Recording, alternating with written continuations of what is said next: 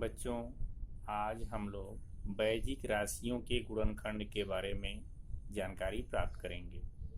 वैजिक राशियों में पहला वर्ग त्रिपद के गुणनखंड। वर्ग त्रिपद ए एक्स वर्ग धन बी एक्स धन सी स्वरूप वाले वैजिक राशि को वर्ग त्रिपद कहते हैं। इस प्रकार का एक उदाहरण हम लोग लेते हैं। एक्स वर्ग धन 5x धन 6। अब इसमें 3 पद हैं। पहले पद x वर्ग है, मध्य पद 5x और तीसरा पद है 6। 6 जो अंतिम पद होता है बच्चों, उसे हम स्थिर पद कहते हैं। और इस तरह का गुणनखंड करने के लिए वर्ग पद का गुणांक और स्थिर पद के गुणांक का पहले हम गुणनफल ज्ञात करते हैं। तो वर्ग पद का गुणांक जो है 1 है और अंतिम पद का गुणांक है 6। तो 6 में 1 से गुणा करेंगे तो 6 आएगा। अर्थात जो गुणांक 1 गुणे 6 बराबर हमें 6 प्राप्त हुआ है, इसे ऐसे दो संख्याओं में खंड करना है जिनको जोड़ने से मध्य पद का गुणांक आ जाए। तो मध्य पद में क्या है? 5, अर्थात इसका खंड हो गया 3 और 2। जब हम 3 में 2 से गुणा करेंगे तो हमें मिलेगा 6 और 3 और 2 को जोड़ेंगे तो 5 मिलेगा। अब इसे हम लिख सकते हैं x वर्ग धन 3 धन 2 गुणे x धन 6। तो ये हो गया x वर्ग धन 3x धन 2x धन 6। अब इसमें सामान्य पद जो है x है, तो x को हम कॉमन कर लेंगे। ये हो जाएगा x धन 3। इसी तरह से बच्चों यहाँ पर सामान्य पद 2 है। 2 से 2 में भी भाग लगेगी और 6 में भी भाग लगेगी। तो यहाँ हम धन 2 को कॉमन करेंगे। ये बचेगा x धन 2 तिहाई 6 3। पहले कोष्टक में x धन 3 आया है, दूसरे कोष्टक में भी x धन 3 आया। दोनों राशियां समान होनी चाहिए। अब इसे हम एक कोष्टक में कर लेंगे x धन 3 और दूसरे कोष्टक में बचेगा x धन 2। इस प्रकार से x वर्ग धन 5 x धन 6 का ये खंड हो गया। तो इसे हम जो है त्रिपद का गुणनखंड कहते हैं। इसी तरह से बच्चों हम लोग दूसरा उदाहरण लेंगे। आपकी किताब से प्रश्न संग्रह में जो सवाल दिए गए हैं उससे हम एक उदाहरण लेते हैं। x वर्ग ऋण 10x धन 9। अब यहाँ पर बच्चों ध्यान देना है कि यहाँ बीच में ऋण आ गया, तो चिन्ह का भी ध्यान देना है। यहाँ भी गुणांक 1 है पहली राशि का और स्थिर पद जो अंतिम राशि है वो 9 है। तो 9 में हम 1 से गुणा करेंगे तो 9 ही प्राप्त होगा। अब 9 का हमें ऐसी दो संख्याओं में खंड करना है जिनको जोड़ने या घटाने से हमें 10 प्राप्त हो जाए और उनका गुणनफल जो है 9 के बराबर हो। तो ऐसी कौन सी संख्या हैं जिनको जोड़ने या घटाने, जैसे 10 का हम अगर खंड करते हैं 5 और 4 तो 5 4 9 होता है, लेकिन इसका गुणनफल 9 होगा नहीं, अर्थात इसका खंड हो जाएगा 9 और 1। 9 में 1 से गुणा करेंगे तो 9 आएगा और 9 में से हम 1 घटाएंगे बच्चों तो 10 मिलेगा।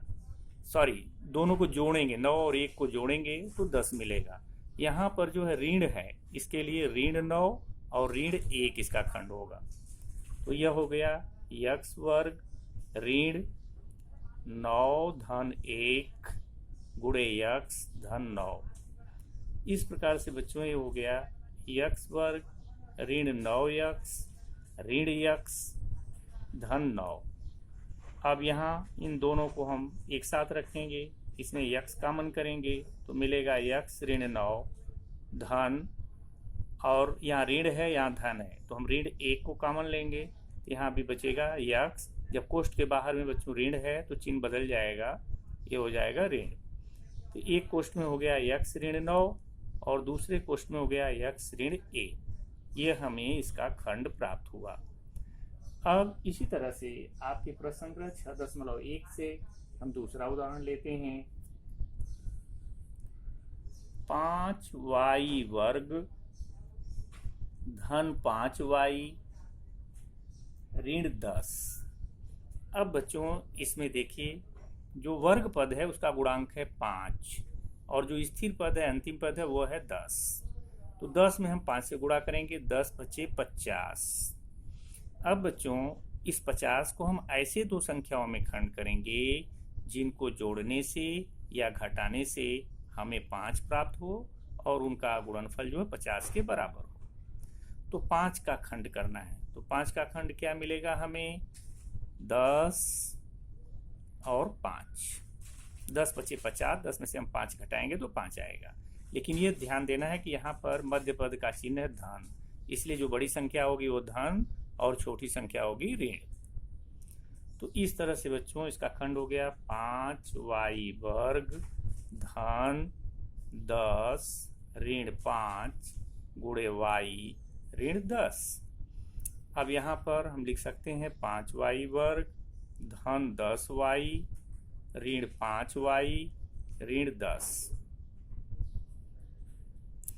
अब बच्चों यहाँ 5 है और यहाँ 10 है, y है दोनों में, तो इसको हम एक साथ रखेंगे और इन दोनों पदों को एक साथ।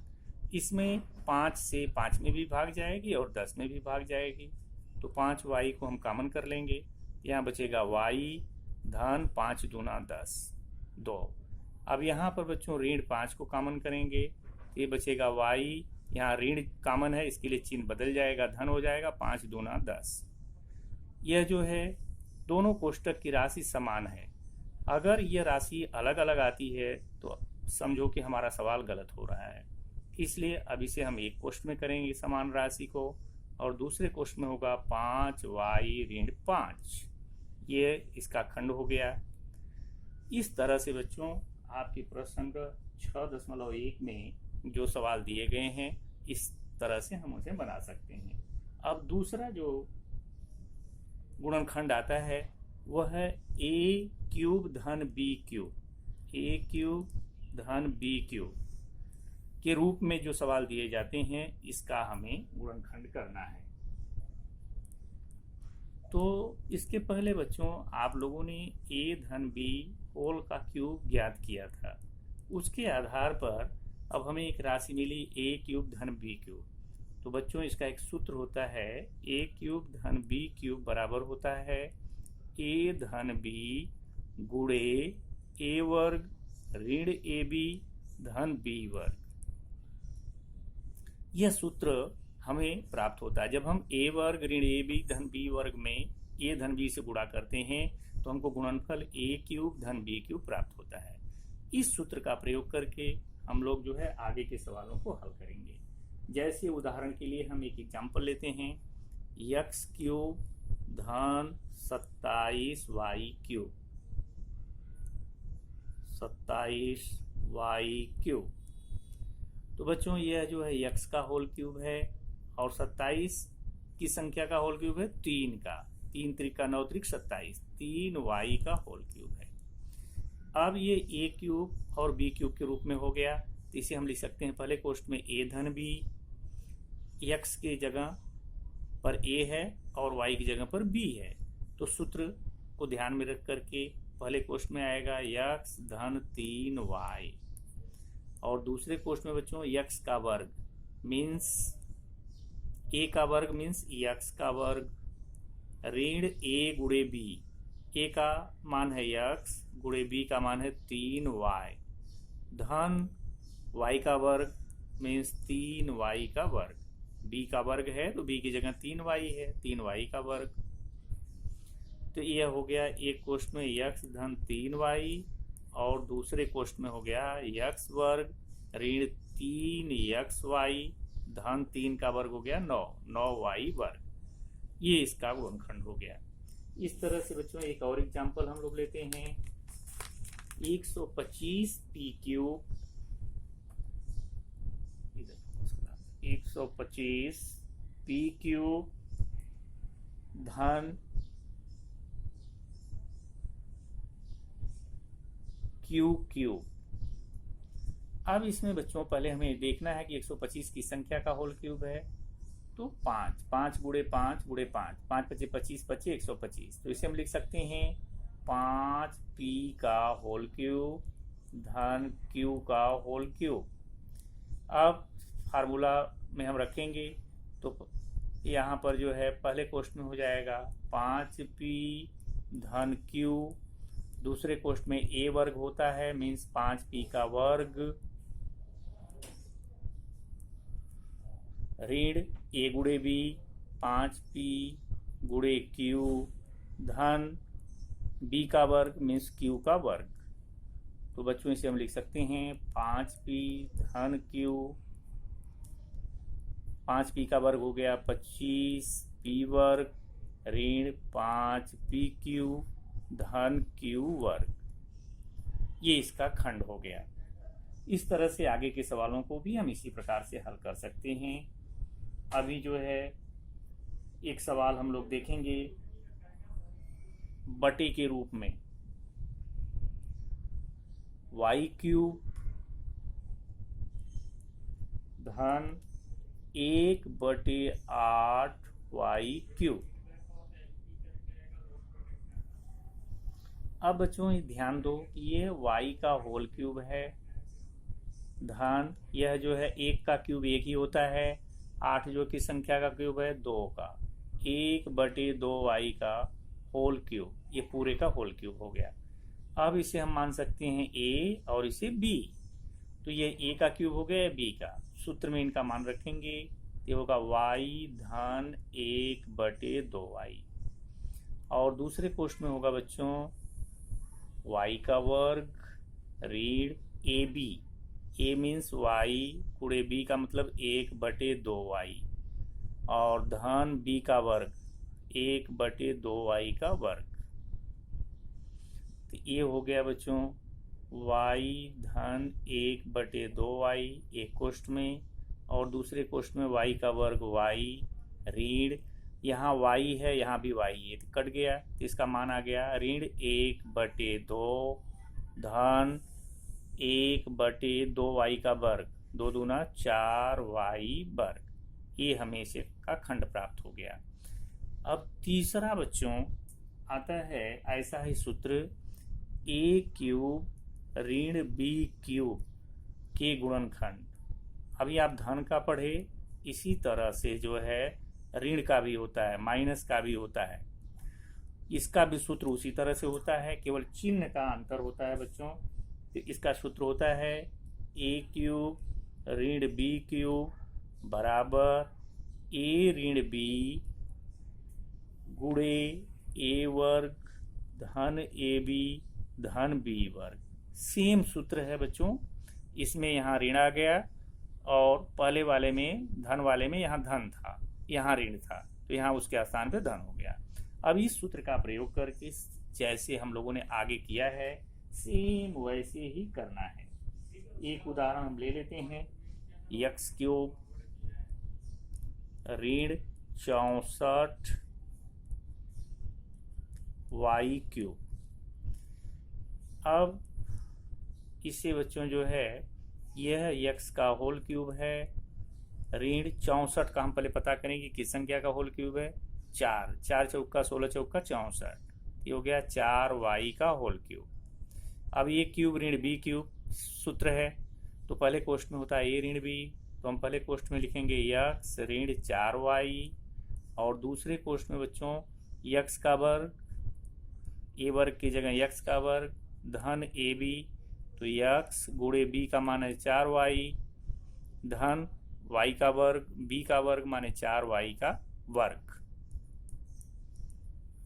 तो ये हो गया x ऋण 4y, और इस कोष्ठक में हो गया x वर्ग धन 4xy धन 4 का वर्ग 4 चौका 16y वर्ग।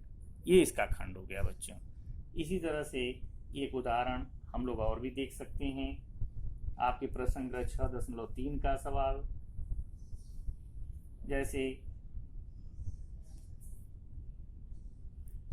8 पी क्यूब ऋण 27 बटे पी क्यूब। ये बटे में है बच्चों। ठीक ऐसे ही बनाएंगे हम लोग जैसे अभी किए हैं। तो 8 जो है ये 2 का होल क्यूब है, 2p का होल क्यूब, ऋण 27, 3 त्रिका 9 त्रिक 27, 3/p का होल क्यूब। अब सूत्र में मान रखेंगे, a की जगह पर 2p लिखेंगे और b की जगह पर 3/p लिखेंगे।